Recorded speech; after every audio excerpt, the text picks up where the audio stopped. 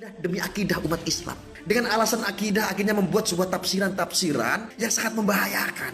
Ustadz Abdul Somad itu siapa? Hadi Hidayat itu siapa Ustadz? Terus Ustadz yang sebelah sana itu titelnya sampai mana?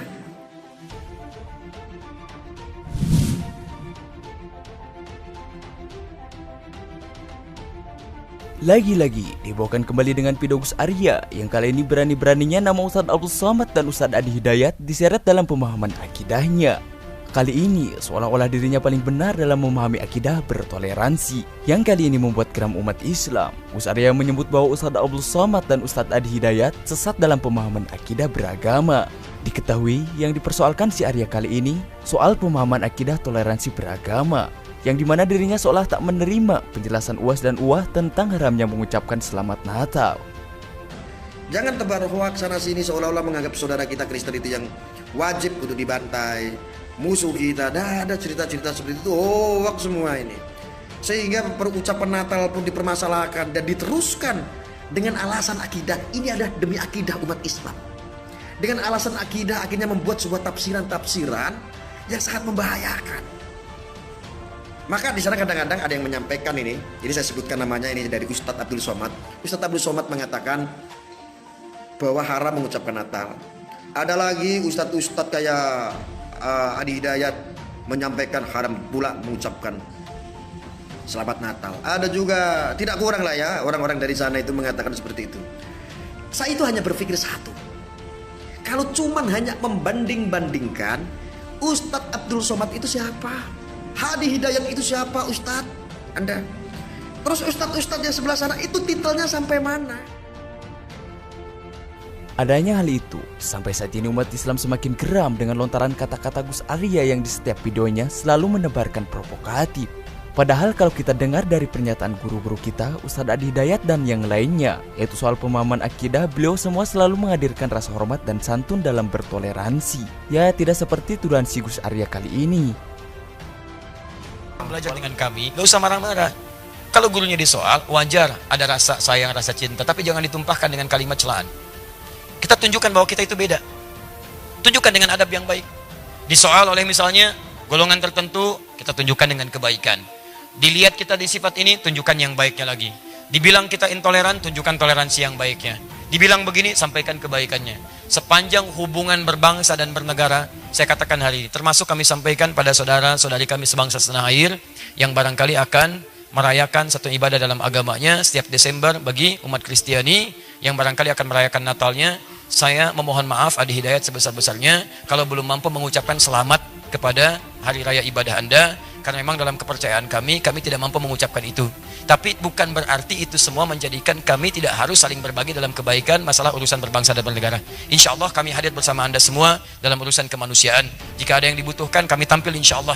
Ada hal yang dibutuhkan kami berbagi, ada kasih sayang kami berikan, tapi kami minta maaf sebesar-besarnya dalam tanggal 25 Desember karena ini kaitan dengan perayaan ibadah, kami tidak bisa mengucapkan ucapan selamat.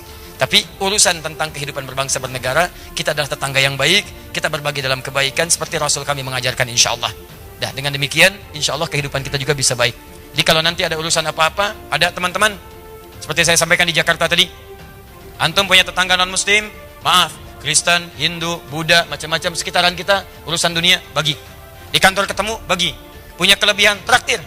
Ya, dan ucapkan kalimat tauhid. Tumben traktirnya hari ini. Alhamdulillah, bukan karena tumben, Allah perintahkan saya untuk berbagi. Sebutkan kalimat Allahnya. Besoknya, begitu belum berbagi, dia muncul lagi. Allah nggak perintahkan hari ini. Oh, Masya Allah. Nah, adapun yang dipersoalkan mengenai akidah, itu tergantung akidahnya masing-masing. Ya, jika si Arya memahami bahwa mengucapkan itu sebuah perkara yang halal, seharusnya dia tak usah bawa-bawa guru-guru kita untuk disalahkan dalam keyakinan akidahnya. Jelas bahwa hukum mengucapkan ucapan selamat, ingat baik-baik, mengucapkan ucapan selamat pada agama lain di luar keyakinan kita, dalam keimanan kita sebagai muslim, itu tidak diperkenankan. Haram hukum yang mengucapkan selamat misalnya A, selamat B, yang dalam selamat itu ada unsur pengakuan. Awas, ada unsur pengakuan, ada din selain Islam atau agama yang dibenarkan selain Islam. Itu adalah wilayah keyakinan iman kita. Sebetulnya sama aja. Yang bukan Islam pun, non-muslim pun meyakini kepercayaan dia yang benar. Jadi sebetulnya itu keyakinan standar setiap pemeluk agama. Itu indah sekali. Ya, indah dalam Islam itu. La ikraha fid din. Baik, tidak ada paksaan dalam agama. Kita nggak boleh paksa orang. Tapi kita pun tidak boleh mengikutkan keyakinan kita pada keyakinan orang lain. Dan itu sebetulnya standar dalam keyakinan beragama. Silakan cek. Quran surah ketiga Ali Imran ayat ke-19, paling kiri sebelah atas. Inna dina indallahil Islam. Inna dina, sungguh ad-din. Ad-din, pegangan di hidup. Hal yang mendekatkan pada Allah. Din, yang dipahami dengan agama itu, kata Allah, nggak ada yang lain di sisi Allah kecuali Islam. Allah sudah mengatakan, lihat, yang saya ridhai, yang saya tetapkan hanya Islam, tidak ada yang lain.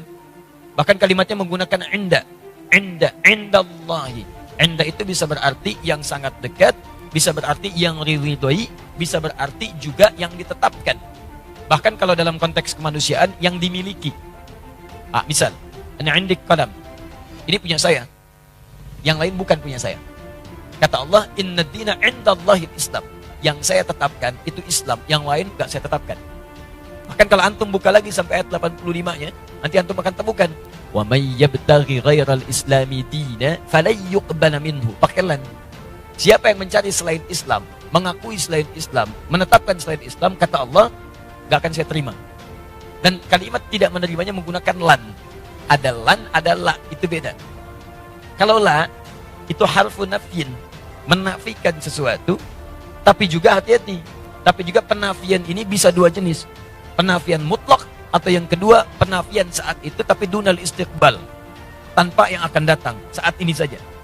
Contoh penafian mutlak dalam kalimat asyhadu an la ilaha illallah.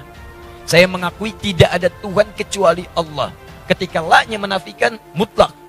Ketika menggunakan alif lam la ilaha, ketika menggunakan illa isbat. Isbat itu menetapkan yang satu, menafikan secara mutlak yang lainnya. Dia katakan asyhadu an la ilaha, saya mengakui, menyaksikan tidak ada Tuhan sama sekali, mutlak. Tolak. Illa, tetapkan, kecuali Allah, hanya Allah saja. Yang lain ditolak secara mutlak, hanya Allah yang kita tetapkan. Makanya ketika antum bersyahadat mengatakan asyhadu an la ilaha illallah, maka antum hanya menetapkan Allah saja dengan segala hukum yang telah Allah tetapkan dan menolak yang lainnya yang tidak Allah akui. Sekarang Allah tetapkan agama, din yang saya tetapkan hanya Islam saja, yang lain saya tolak, dan penolakannya menggunakan lan. Perhatikan, pengakuannya menggunakan la illa, penolakannya menggunakan lan. Dalam ilmu nahwu, gramatikal bahasa Arab, lan itu harfu nafyin wa nasbin wastiqbalin. Harfu nafyin, huruf yang menafikan, tolak. Nasbin, menasabkan, kuat penolakannya. Wastiqbalin, sampai kapanpun. Masa kapanpun. Mau sekarang, mau alam kubur, sampai mau kiamat. Perhatikan cara menerjemahkan ayat itu. Wa may yabtaghi ghairal islami dina. Siapa yang mencari din, keyakinan, agama, kepercayaan ghairal Islam, selain Islam, falan yuqbala minhu. Saya enggak akan pernah terima. Sejak dia di dunia, sampai di alam kubur, sampai di akhirat nanti. Saya enggak akan akui, kata Allah. Paham ya? Jadi ini wilayah keyakinan. Jadi dalam Islam kita punya keyakinan yang paling benar Islam. Makanya kita bersyahadat memutuskan masuk Islam. Non-Muslim dia punya keyakinan yang benar menurut dia adalah kepercayaan dia. Makanya dia memutuskan mengambil keyakinan dia. Jadi wajar kalau kita mengatakan misalnya, maaf, ini Islam yang paling benar sebagai Muslim, wajar. Aneh kalau ada yang mengatakan, katanya yakin Islam yang benar, tapi mengakui ada yang lain selain Islam. Itu aneh. Makanya dalam teori ini tidak berlaku, teman-teman sekalian, tidak berlaku hukum pluralisme. Gak berlaku. Pluralisme itu pemikiran yang aneh. Ya, semua agama benar, mengantarkan kemudian kepada Tuhan yang sama, cuma caranya beda-beda. Jadi dari semua yang benar itu, mana yang paling benar? Silakan cek. Kalau semua agama benar, ngapain antum masuk Islam?